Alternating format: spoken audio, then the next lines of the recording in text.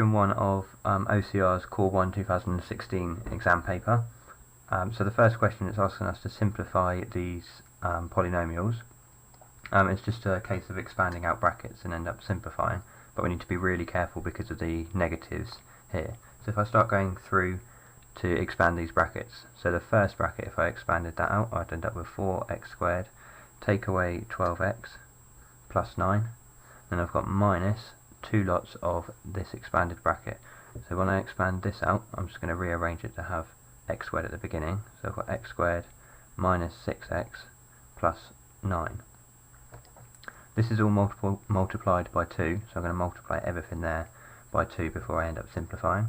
So I've got 4x squared, take away 12x plus 9, take away 2x squared minus 12x plus 18.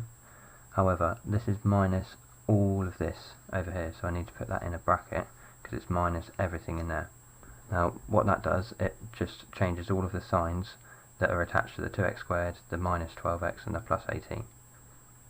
So if I end up changing all those signs, I end up with 4x squared take away 12x plus 9 minus 2x squared plus 12x minus 18.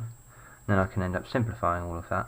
See that 4x squared take away 2x squared gives you 2x squared minus 12x plus 12x, they cancel each other out. Then I've got 9 minus 18, so that gives you minus 9. And that's your final answer. We've simplified that expression at the top.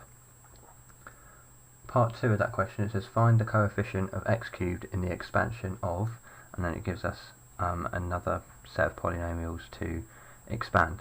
There's two ways that you could do this. You could either expand both of these brackets out and end up with a really long polynomial and then see what the coefficient of x cubed is. However, for those of you who can spot where the x cubed is going to come out, it will shorten the amount of time you need to spend on this question. So if we look at where the x cubed will come from, the x cubed is going to come from 3x squared times by minus 2x. So we've got 3x squared times by minus 2x, and it's also going to come from this minus x cubed times by 4. And that's the only place in there that we are going to end up with anything to do with x cubes.